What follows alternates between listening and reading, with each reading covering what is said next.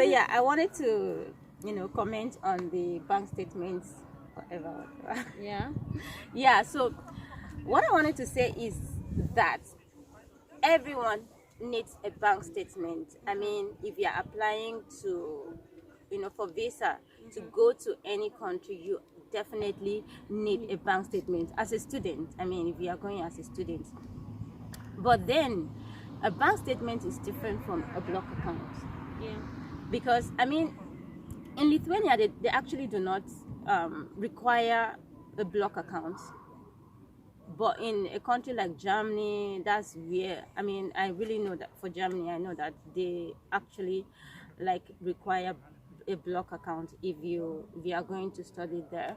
Or if you But are going for if you are going for an exchange program, Erasmus, yeah, you definitely, I mean, anything studies in Germany, you need a block account. But in Lithuania, it's not the same. And the difference is, for bank statement, this is actually what you can do, because you don't necessarily need to have the money in your account for a bank statement. It could be your parents' money, it could be your relatives' money, it could even be, you can even get the money from money, because I mean, for bank statements, it's usually not less than $3,000 US dollars or euros. I mean, anything if you're going to present to the embassy, that's all you need. The money does not have to stay in your account. You get the visa and move, and the money does not necessarily have to be yours. It could be someone else's money. That is for bank statement, which you can easily do. It can be your sponsors. It can be you can use your sponsor statement. You can use your parent own, your uncle, anyone that wants to sponsor. You can use their own statement. If you don't have the money. If you don't have the money, or if you don't have someone that can lend you that money at the time that you need it. So this is actually like something easy that you can actually, work out. But it's different from a block account. You do not need a block account if you are coming to Lithuania. Yeah, because for a block account, the money has to be in you. Actually, for a block account, if you are going to Germany, you actually need to find a way of opening the account in Germany and depositing the money there, because the money has to be there before you even arrive to Germany, because they are going to ask you for the bank statement of that block account, and that account has to be in Germany. Yeah, so that's the difference between the block account and a bank statement. Okay, so now somebody is asking, I have a question here on my Instagram. Somebody asked, do they have do they have diploma programs? Yeah, they have diploma program, because I mean, when you talk about diploma program, it's more like a preparatory course. Preparatory course. Yeah, they actually have that in the university I did my bachelor studies. They have, but that is in English. So they have like an English course that you can take for, I think it's about a year. Should be about 9 months to 1 year.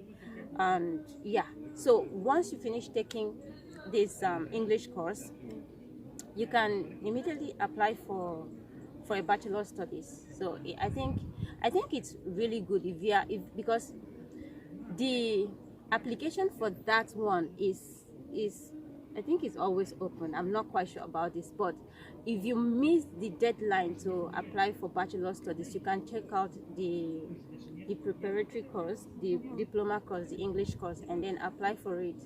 And it's one way of just getting to the university, and then once you are done with that course, you can switch to bachelor studies, which is pretty easy. Okay, I have another question. A guy asked me, not even one person, like many people have asked me, what about scholarship? Of scholarship in other countries, it can be free, tuition fee and all. Can you explain? Because the scholarship I am talking about is Erasmus and Erasmus placement or studies. So for scholarship, I think because Lithuania is a small country, okay, so the system, they don't really have that international kind of scholarship for international students that you can apply for and have like 100% fee waiver. It's really not easy to find that here in Lithuania. However, when you resume your studies and you do very well in your studies, your grades are really good, you have they give you like, let's say 50% of scholarship, and so they allow you to just pay part of your school fees, and then the university will cover the part. That is when you get into the university and then you perform really well in your studies. Yeah, you actually have the chance of having like 50% of your school fees waived. And also, like she mentioned, you also have an opportunity, because I think there are a whole lot of opportunities and benefits, studying in a European country. And of course, Lithuania is one of those European countries. And one of those benefits is the Erasmus program, the exchange program she's talking about. You actually like have the opportunity of visiting another country to do your studies for 1 semester or even 2 semesters, and then the European Union actually pays you for that. They pay you every month, depending on how long you depending stay. on the country also. Depending on the country, I mean, the prices actually differs. Yeah, the prices, the money you receive differs. So it depends on the country you go. And I mean, why that is so is because some European countries are actually expensive to live. For example, like Finland is quite expensive, like Sweden is a bit expensive, Germany is a bit expensive, but countries like Poland and Latvia are, relatively low. About Yeah, 300, yeah. So they also, so the amount of the money they give you actually depends on the country you visit. But I think it's a very good thing, because it really depends on you. If in the country you want to go, anywhere you go to, you get something for going there for an exchange program. And of course, that money they pay you is just for you to take care of yourself and your stay during that period of time that you're going to do your exchange program there in that country. So it's quite good. It's pretty good. Yeah. So about accommodation. Now, I want you to talk about accommodation. In Lithuania? Yeah, some people are asking, can I live outside the dormitory?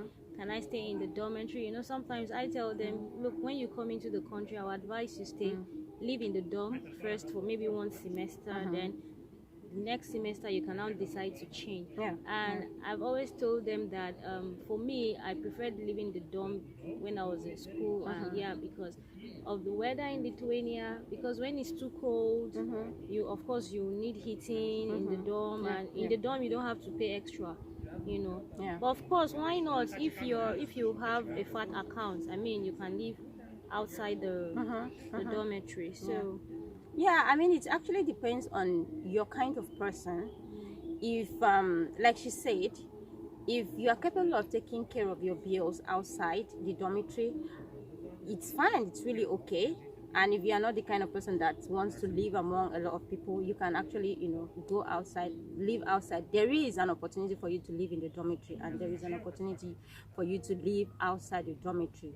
Yeah, but like she said, for students, it's actually cheaper to live in the dormitory, because you're not going to pay extra bills.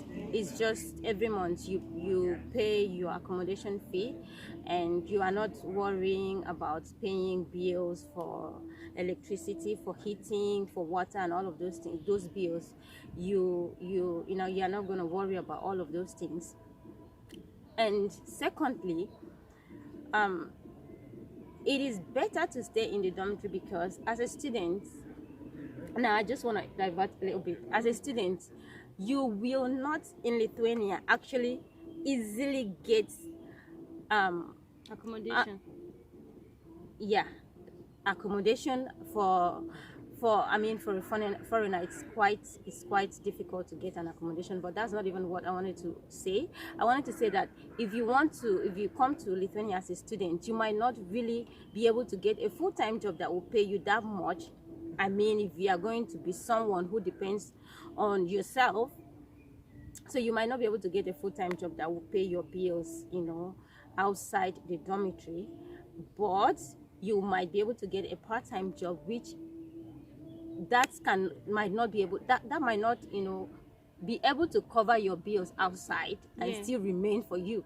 Okay, but if you live in the dorm and you get a part-time job, you will be able to take care of your bills, and also have something left to take care of yourself, and maybe do other little things. So yeah, I would advise, if you are coming to study, you should look, to look into staying in the dormitory. But it actually depends on you. Yeah. It depends on what you like. So yeah, you have those opportunities. Yeah, and also, for example, you're earning €1,000, for example, and you're living in an apartment of €600. I mean, the €600 electricity is not included yet, of course, but there are some apartments that are actually cheap.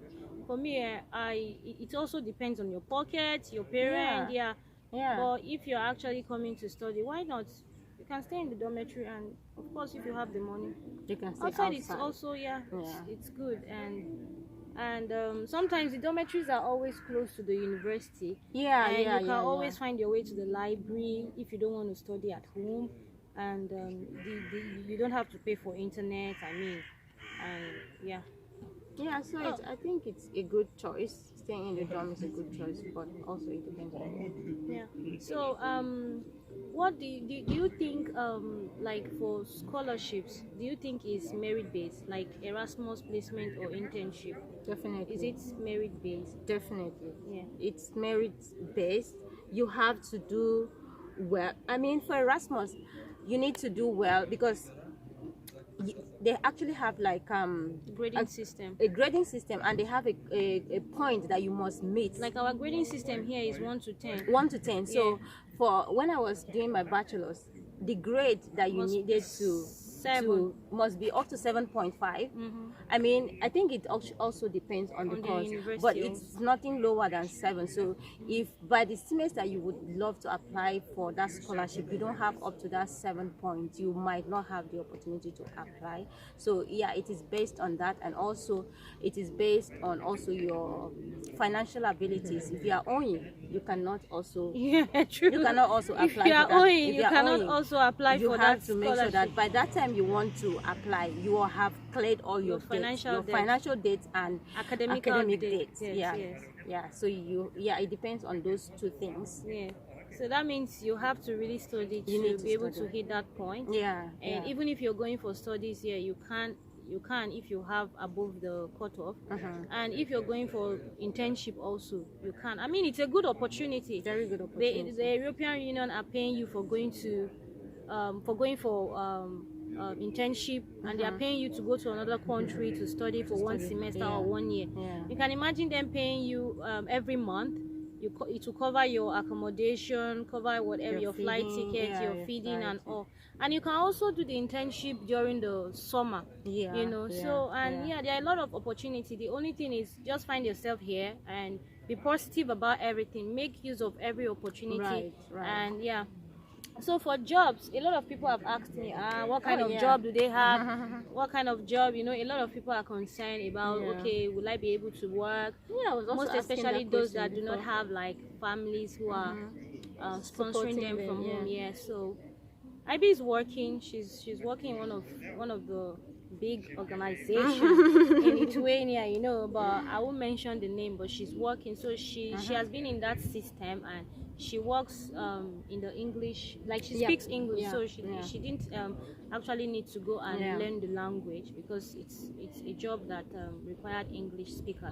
So maybe you can tell us about that. How did you find your job, IB? Okay, I will start by talking about the jobs opportunities you have here in Lithuania.